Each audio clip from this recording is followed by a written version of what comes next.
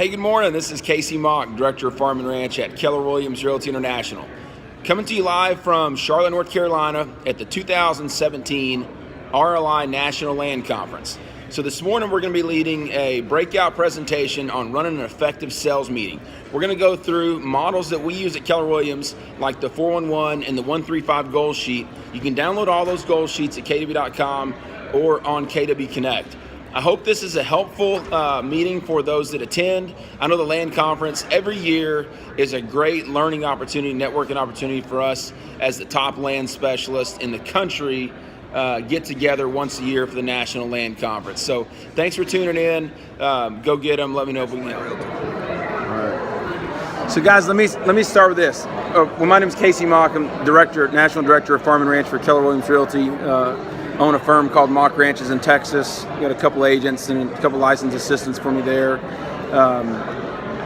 Our company is built on the foundation of accountability and leadership. That's really it. Keller Williams has never positioned ourselves as a technology company until recently. We've made a commitment to be that. But our success has come in the past off of, I want to record this. Our success has come in the past off accountability and leadership. And so when you look at building a sales team or a brokerage, building a company, not just owning a job, having a company, why do you do that? Why go hire people? Why go hire people? Why go through the headache of leading people and hiring people? Work smarter. Leverage, yeah. A team is what? Together everyone achieves more, right? And so it's a team. So I think what's important to know is as leaders in an organization, we have to lead out of love. And Brandon, if you tell me, if I hire you and I say, Brandon, tell me about your goals. What do you want to make this year? And then what do you make in 5 years? And what's the number that would keep you happy, crazy, happy, successful forever? And we agree to that. And I say, you know what, Brandon, I think you can achieve that within our organization. Or I can achieve that in your organization, however that looks, whoever's doing the hiring. That requires standards, right? In order to get there, we know we have to take this many listings to predictably close this much business. In order to get those listings, I know I need X amount of appointments, which is going to be X amount of leads, which is going to require X amount of contacts and a certain number of time spent prospecting, or a strategy of lead generation, or a strategy of marketing. So we're talking about running an efficient sales meeting. For us at our office, we check our emotion and our egos at the door, and we're going to come in and talk about accountability. We're not going to talk deer hunting. We're not going to talk birthday parties. We're going to come in and we're going to talk accountability and performance, and it's measurable. So we're going to look at that with these sheets. When we come into a sales meeting, though, like I said a minute ago, it's all about revenue production. That's what a sales meeting is there to talk about. And I think with our salespeople, you have to love them, you have to care about them, you have to be genuinely interested in what's going on in their life, or else they're not going to work hard for you forever. And you look at a player like Tim Duncan. I'm a San Antonio guy, best power forward ever to play the game. Played for one team, San Antonio Spurs. One coach, Greg Popovich. Greg Popovich isn't a shadow of a basketball player compared to Tim Duncan. The same way in a sales meeting, it's not about Mark, your ability to sell real estate. It's about your ability to lead and empower your team to go sell real estate. It's about your ability to have a good game plan that they can buy into, and lead them into that game plan and hold them accountable to achieving the goals that they told you they wanted to achieve, right? So that's the premise of a successful sales meeting. It's no different than a football team. Together, everyone achieves more. And so I think once everybody understands that and buys into that, then we have the permission to really go have an effective and efficient sales meeting, because that gives me the permission to be hard on the standard, not the person. So in order to achieve big things in a company, we have a very high standard. In order to operate a company that's efficient and lean enough to get through the downturns that we think are probably coming, or Brandon, you were in the business during 8, 9, 10, 11 when things were slow. In order to have a team that can go take territory during those times, because if you listen to Tony Robbins, or you look what we did in the downturn, some firms grow and take territory during the downturn. Some firms barely make it and some go broke. The difference is in the standard and the sales team. That's the difference. In a down market, Drew, you like Ferraris? If I told you Ferraris were on sale for 50%, would you be excited? Why do you get upset when land's on sale for 50%? Or stocks are 50%? When things are on sale, it's a good time to go take territory. But it takes a strategy, right? So when things are good, our strategy pushes us further ahead. We can escalate growth by that. So we're gonna look at it standards. Again, loving the person and agreeing that this is a standard required to go reach these goals, give you permission to be hard on the standard, not the person. So Drew, I can come in a sales meeting with you, or Brandon, you and I can be in a sales meeting, and you can kick my tail because I didn't do what I committed to you to do. You can be really hard on the standard and my effort to do that. But at the end of the meeting, it doesn't matter if I'm in tears, you can say, Kasey, you know I did that because I love you. And I did that because I want to see you succeed. And you told me this is what you wanted for your family. And we agreed that we would go do that. And I agreed I would do this and you would do that to make sure you got there. And man, you're not keeping up your end of the bargain. Over time, you start to question, I'm not sure why you're not keeping up your end of the bargain. And then over time, you find out they're not the person. Or they are, right? And so that's the discussion on standards. Do you do that in front of the group? No, good question. The question was, do you do that in front of the group? No. So I didn't have this in my notes. We can go through it because I think it's important, is what a structure of our sales meetings look like. So we'll have, all your teams look different. Some of you see your team daily, some of them see them monthly.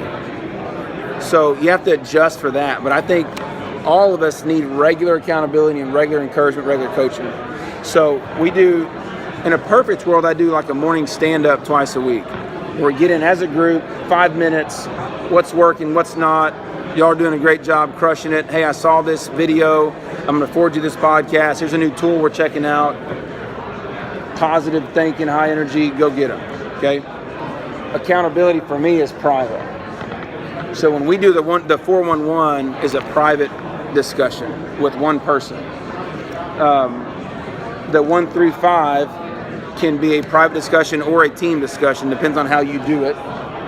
And then we do team meetings as regular as they make sense. So no more meetings than necessary. And that means we have to be efficient and effective leaders in those meetings. And so like our coaches, our business coaches at MAPS Coaching or the Tony Robbins organization, about $1,000 a month, you get them on the phone for 30 minutes a week. There's no face-to-face. It's all accountability to your activities. Right? So as leaders, take that into your organization, and you don't have to be as centrally involved as you probably think if you have the right team and if you're leading your team well enough. And so when Mark and I go in a meeting with Gary will ask me, Kasey, did you do your lead gen? Did you hit your goal? I said, no, I was doing these things. And they'll tell me, you're not leading your team well enough. You're not leading your team well enough. So let's look at what that looks like. We want a clear vision on what the annual goal is. Okay, I think you have to have that. Accountability without consequences looks a lot like suggestions. And as a leader, your job's not to suggest things, and it's not to be a rescuer. So your team goes and says, I didn't get it done, and you go bail them out, right?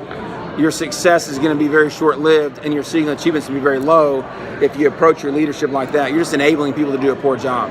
And so you have to maintain a high standard, or it looks a lot like suggestions and rescuing, and you don't want to do that as a leader. Then you have your annual goal, and you can back that into, in order to be on track to hit my annual goal, what do we have to achieve this month? So those two are achievement goals. In order to achieve our annual goal, I have to achieve what this month? And you're going to look up in a minute, it's going to look just like this sheet. In order to achieve this month, what has to happen in these 4 weeks? And so you can categorize this a couple ways. Some people take a 411 worksheet, and there's some of them up here if you don't have one. Some people take a 411 worksheet and they say it's a more like a priority list. So the first column would be urgent and important. The second column be important, not urgent. It has to get done, but it doesn't have to get done the first thing. The third column would be the squeaky wheel, right? It's urgent, but it's not important. And the fourth is busy work. So we prioritize them intentionally this way Because if not, which one gets done first? Urgent, not important. Easy one. Urgent, not important. It's a squeaky wheel. But it's just urgent, busy work. It doesn't really matter. At the end of the day, if I convert $100 million and close 50 of that, I made $1.5 million. I can hire people to do anything in my life to do the other busy work. I can hire them for a lot less money than that. So that's why we prioritize it that way, because it keeps me, or it keeps you from going and doing the easy, busy work first, so that throughout the day, your endorphins are telling you you're doing stuff, that you're successful, when really you're lying to yourself, because you get to the end of the day and you feel like you failed because you didn't get the most important thing done. So we just front load that. So it's what's our goal for the year? What do we have to accomplish this month to be on track for our goal for the year, or else we have to readjust? And then weekly, what activities must happen? Core activities. So every one of us has a checklist. I need to go to the cleaners, I need to go to the bank, and I got to stop by the title company, I got to meet this surveyor, I've got Virginia's off tomorrow, Kasey has a doctor's appointment. All of us have a checklist. But don't let that become your one thing. Don't let that become the excuse that keeps you from being successful. So we look at these things first. And I carry this with me. I have a copy in a briefcase. I have a copy on my desk. I have a copy sometimes in the console of my truck, because I want the accountability daily to having to look at this and I tell myself, am I doing this or not? Am I succeeding or not? So that's when we look at those sheets. We look at how we operate the meetings off of that. And so our 135 is a macro sheet. This is a macro goal. I have a 1-year goal. I have the 3 things that I know must happen. And then there's a strategy to get to those. So we meet monthly as a team and as individuals for about an hour and go over this on my team. If I'm expecting my team to go achieve a lot, I don't want to take their time up with a bunch of meetings, which means I have to be efficient with our time. So I meet monthly for an hour and look at this. And that tells us if we need a strategy change, if there's a goals change, if we need to adjust the budget, if we're off. Like if you're off 10% walking across the parking lot, you're still going to get close to your car. If you're off 10% in a $100 million business, you're off a lot. And so we meet monthly and look at where we're at. Just like most of you do that. You adjust the budget monthly. You'll look at your numbers monthly. Weekly, we meet with a 4-on-1 individual. And that's typically, for me, no more than a 30-minute conversation. I don't know what it is for you, but for us, 4-on-1s are no more than a 30-minute conversation. I expect that the team sends me their 4-on-1, which is their weekly goals sheet, where they're at 24 hours ahead of our meeting, at least, so that I have time to look at it, so we can get in this conversation, we can get in this time together and spend time really on what they need help with and what they want to accomplish, not spend time reading the document. So if they send it to me 24 hours ahead of time, I should have, if I'm a good leader, I should have gone through, invested the time to redline it, look at where they're at compared to where we think we're supposed to be, and then come with some good content for them. So Kasey comes in and says, she hands me her 4-on-1. I say, the first question, the only question I ask is, okay, where we're at compared to our number. Remember, this is a non-emotional discussion. Where are we at compared to our number? Well, we said we were going to convert 40 and we added 27. It's not bad. Why did we add 27 instead of 40? Did you make your calls 2 hours a day? No, I didn't. I got busy and I only averaged an hour a day. So that's where we don't go further. That's where the conversation starts. We don't get into anything else. That's where the conversation starts. Like, you have the ability, each one of us has the same amount of time in the day, and you have the ability, Kyle, to control your schedule and make sure that gets done somewhere. You have that ability. So you let other things interfere with your most important things. So then the discussion for the rest of our time together, and our time gets really short then it's, go do the activity. Have a nice day. And I might walk by the office later and tell jokes and high five with you, but in that time, it's about accountability.